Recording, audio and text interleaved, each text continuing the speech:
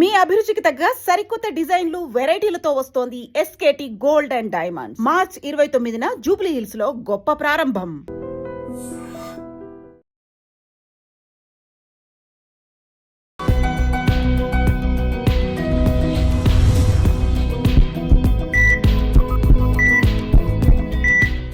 Welcome to Healthy Conversation with iDream. Na peru Lumbini. Today we have surgical gastroenterologist Dr. Sriman Narayan Garu from Yashoda Hospitals. Gut gurinchi, gut related health issues gurinchi. Let's talk to him. Hello sir. Hello sir ఒక patient మీ దగ్గరకు వచ్చి gall bladder stones ఉన్నాయన్న complaint వస్తే first of all surgery ఏ టైంలో చేయాలని మీరు ఎలా decide చేస్తారు? జనరల్గా అండి సపోజ్ ఇప్పుడు నేను ఫస్ట్ అడిగే క్వశ్చన్ ఏంటంటే ఎవరైనా అల్ట్రాసౌండ్ రిపోర్ట్తో నా దగ్గరికి వచ్చాడు అనుకో, ఫస్ట్ అడిగే క్వశ్చన్ అంటే మీరు ఎందుకు అల్ట్రాసౌండ్ చేయించుకున్నారు? లేదు సార్ నాకు రైట్ సైడ్ స్టమక్లో పెయిన్ వస్తుంది, రిబ్స్ కింద అన్నం తిన్న తర్వాత పెయిన్ వస్తుంది, కొంచెం అప్పుడప్పుడు బ్యాక్ కూడా వెళ్తుంది అన్నారు అనుకోండి. ఆ కంప్లైంట్ గాల్ బ్లాడర్ స్టోన్స్ వల్ల వచ్చింది. సో నేను సర్జరీ చేస్తే నీ కంప్లైంట్ తీరిపోతుంది. ఓకే, సో క్లియర్ కంప్లైంట్ వచ్చింది, స్కాన్లో అల్ట్రాసౌండ్లో నాకు స్టోన్స్ కనిపించాయి గాల్ బ్లాడర్లో. నేను అడిగిన క్వశ్చన్స్ ఎగ్జామినేషన్ అంతా గాల్ బ్లాడర్ స్టోన్స్ లాగే ఉంది, నేను సర్జరీ చేశాను, అయిపోయింది. Patient also convinced. ఓకే, కొంతమంది చాలా ఇప్పుడు జనరల్ హెల్త్ చెకప్స్ కామన్ అయిపోయాయి కదా మేడం. సో కొంతమంది ఏంటంటే జనరల్ హెల్త్ చెకప్లో స్టోన్స్ వస్తాయి, వాళ్ళేంటి కంప్లైంట్ ఏమి ఉండదు. ఓకే, కానీ సర్జరీ అంటే అనగానే అతను ఫస్ట్ అడిగే క్వశ్చన్ ఏంటి, అది కంప్లైంట్ ఏం లేకుండా సర్జరీ ఏంటండి అంటారు.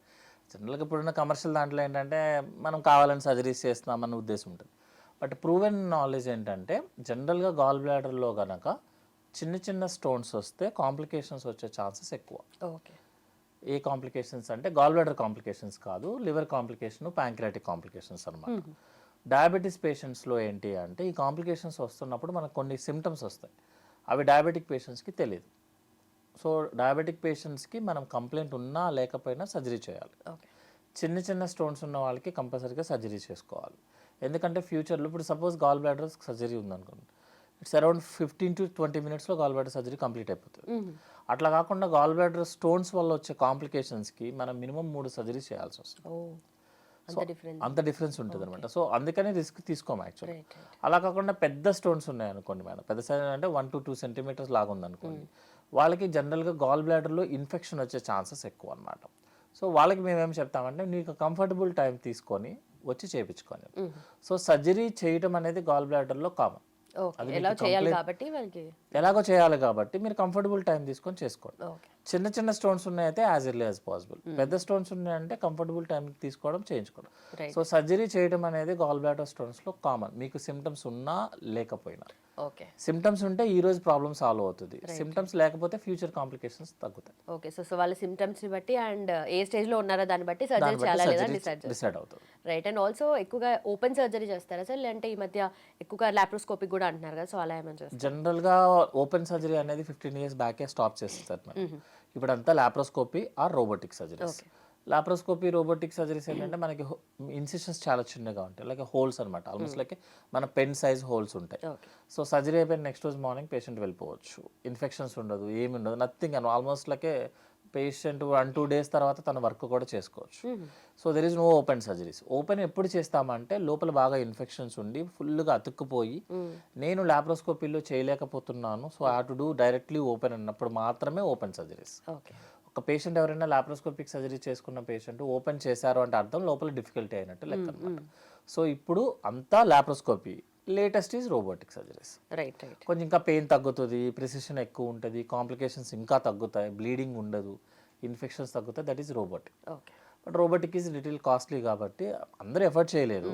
So laparoscopy is 99.9% is the best. ఇంకా బెస్ట్ కావాలంటే robotics. Okay, and after surgery complications ఏముంటాయి? జనరల్గా అందరూ అడిగే క్వశ్చన్ మేడం, స్టోన్ కోసం గాల్ బ్లాడర్ తీసేస్తారా అంటారు. యాక్చువల్గా ఏంటంటే గాల్ బ్లాడర్ పని చేయకపోతేనే దాంట్లో స్టోన్ వస్తుంది. ఓకే, సో ఇప్పుడు నేను పని చేయకపోవడం అనేది వన్స్ ఫర్ ఆల్, అంటే ఒకసారి ఆపేసిందంటే ఇంకా ఆగిపోయినట్టే అనమాట. సో నేను స్టోన్ తీసాను అనుకుందాం సపోజ్, మళ్ళీ గాల్ బ్లాడర్లో స్టోన్ వచ్చేస్తుంది, ఎందుకంటే ఇట్స్ నాట్ వర్కింగ్ కాబట్టి. అది రిమూవ్ చేసిన తర్వాత లివర్కి సంబంధించిన డ్రైనేజ్ ట్యూబ్ ఉంటుంది, అంటే దాన్ని మనం బైల్ డక్ట్ అంటాం, దాని సైజు పెరిగి గాల్ బ్లాడర్ చేయాల్సిన పని ఆ ట్యూబ్ చేస్తుంది. సో 1 month వరకు కొంచెం ఫ్రై ఐటమ్ తినొద్దని చెప్తాము. బట్ జనరల్గా వెరీ రేర్ మేడం, 1 lakhలో ఒకళ్ళు ఇద్దరు కొంచెం లూజ్ మోషన్స్ అని చెప్తారు, అప్పుడప్పుడు గ్యాస్ ప్రాబ్లమ్ అని చెప్తారు. బట్ జనరల్గా లూజ్ మోషన్స్ గ్యాస్ ప్రాబ్లం లేని వాళ్ళు నార్మల్ పర్సన్సే ఉండరు. ఉండరు, correct. So almost no complications అనమాట. ఓకే. అలాగే అపెండిసైటిస్ ఇష్యూతో వచ్చిన వాళ్ళకి సర్జరీ చేయొచ్చు అని ఏ టైంలో డిసైడ్ చేస్తారు? జనరల్గా అపెండిసైటిస్ అంటే 24 hours పెయిన్ కింద మన చిన్నప్పుడు అనేది ఏంటంటే 24 గంటల కడుపుల నొప్పి అని చెప్తారు. అపెండిసైటిస్ ఒకసారి ఇన్ఫెక్షన్ వచ్చింది అంటే మీరు సర్జరీ కంపల్సరీగా చేయించుకోవాల్సింది. ఓకే. సో మనం లాప్రోస్కోపీలో చేస్తాము, అపెండిక్స్ రిమూవ్ చేసేస్తారు. 1 day stay, maximum 1 day stay ఉంటాము. సెకండ్ డే పేషెంట్ కంఫర్టబుల్గా ఉన్నారు, పెయిన్ తగ్గింది, నెక్స్ట్ ఏంటంటే ఫ్లాటస్ అంటే గ్యాస్ పాస్ చేశారు అంటే డిశ్చార్జ్ చేసేస్తాము.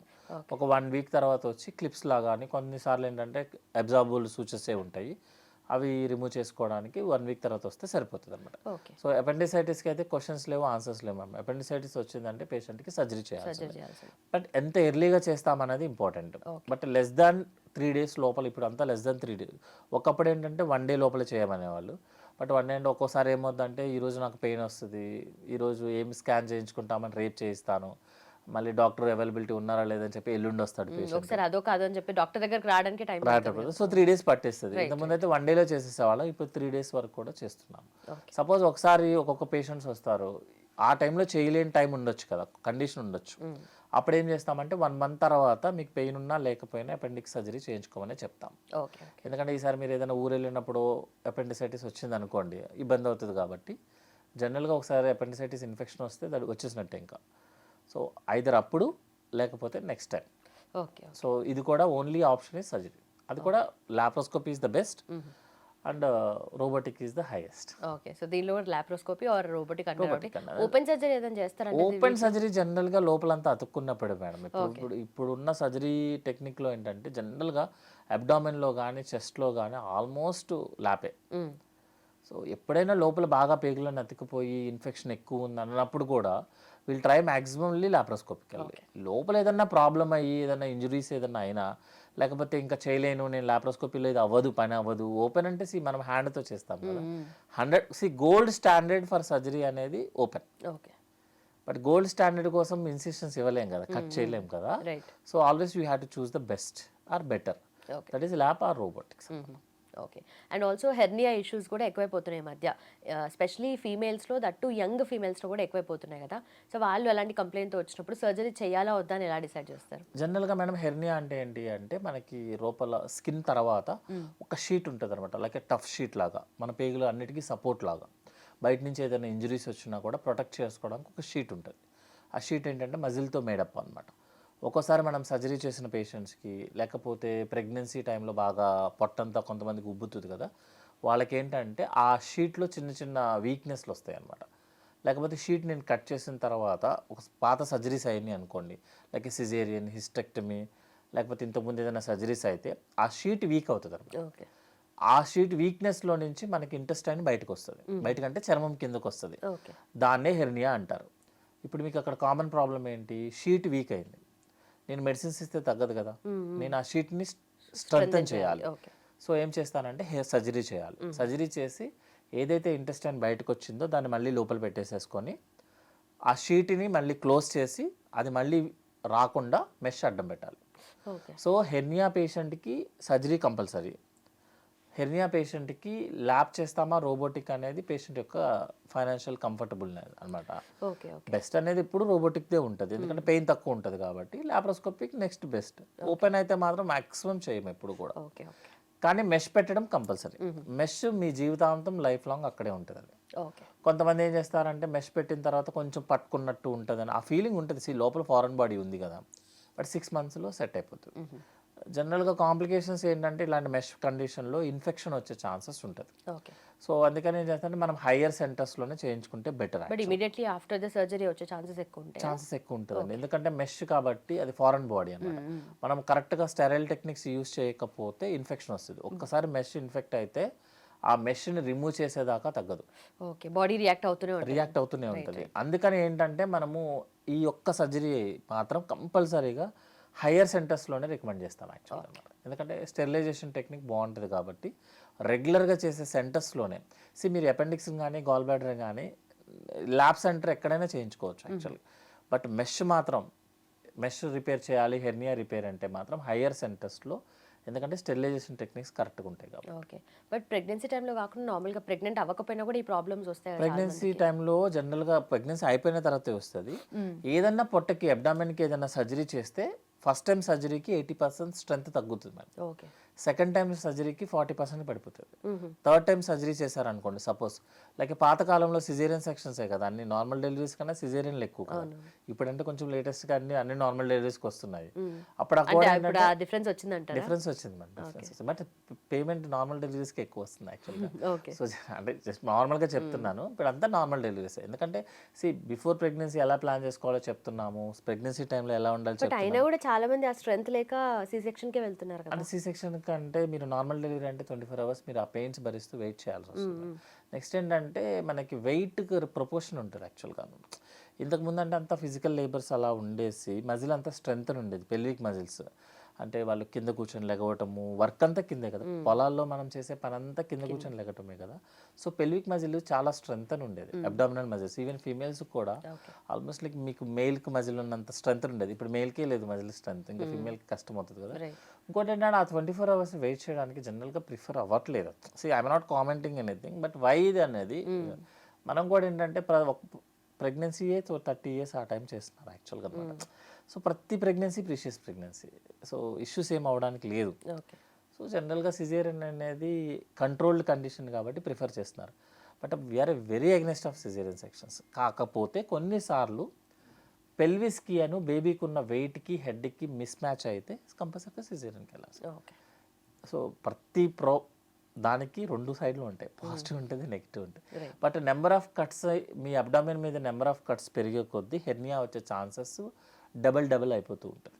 ఫస్ట్ టైం అయితే only 20% chance, second time 40% chance, third time surgery జరిగిందంటే మీకు 100% హెర్నియా వస్తుంది. ఒకసారి వచ్చిందంటే హెర్నియాకి ఏంటంటే మళ్ళీ వచ్చే ఛాన్సెస్ కూడా ఎక్కువైపోతుంది అన్నమాట. సో అందుకని చేసిన తర్వాత ఎందుకంటే ఆల్రెడీ మీకు కట్ అయ్యి వీక్ అయింది కదా మేడం, మనం ఎంత చేసినా కూడా మళ్ళీ వచ్చే ఛాన్సెస్. సో ఫస్టే రాకుండా చేసుకోవాలనుకుంటే better go for normal deliveries as much as possible. Okay. So దాంట్లో వల్ల కూడా ఇన్ని ఎఫెక్ట్స్ ఉంటాయి. అంటే హెర్నియా వచ్చే మోర్ కామన్ కాజే ఒకప్పుడు సిజేరియన్స్. కాకపోతే ఇప్పుడు అడ్వాంటేజ్ ఏమైందంటే సిజేరియన్స్ ఇంతకుముందు వర్టికల్ ఇన్సెషన్స్ ఉండేవి, అంటే పొట్ట మీద మనకి బొడ్డు దగ్గర మొదలుపోయి కిందకు వచ్చేవి, దానివల్ల హెర్నియాలు ఎక్కువ వస్తున్నాయి. ఇప్పుడు అంతా హారిజంటల్ ఇన్సెషన్ మేడం, మనం కరెక్ట్గా హెయిర్ పైన అనమాట. సో దానివల్ల హెర్నియాలు రావడం తగ్గింది. ఇంతకుముందు మా సర్జరీస్ కూడా ఓపెన్ సర్జరీసే అనమాట, దానివల్ల హెర్నియాలు ఎక్కువ వచ్చాయి. ఇప్పుడు మావన్నీ లాప్రోస్కోపిక్ సర్జరీ. సో అడ్వాన్స్మెంట్ పెరిగే కొద్దీ మనకి కొన్ని ప్రాబ్లమ్స్ తగ్గుతాయి, కొన్ని ప్రాబ్లమ్స్ పెరుగుతాయి. Correct. Right, sir. Thank you so much. Thank you. And for more videos, Please subscribe to iDream. Please subscribe to iDream. Please subscribe iDream. And please subscribe to iDream. For more videos, subscribe to iDream. please like, share and subscribe to the channel. Congratulations, iDream. Subscribe to iDream. Subscribe to iDream. So subscribe to iDream Media. iDream team అందరికి huge congratulations. Please subscribe iDream Media. Please subscribe to iDream. Subscribe iDream. Please subscribe to iDream. iDream అంటే నా కళల channel subscribe చేసుకున్న నోరు తిరుగుతలేదు, మీరైతే గంట గుర్తు కొట్టండి. For more such videos, please subscribe to iDream. Subscribe to iDream. Please subscribe to iDream. Please subscribe iDream Media. Please do subscribe to iDream. Please subscribe to iDream Media. For best entertainment and information, please subscribe iDream. And don't forget to subscribe to iDream.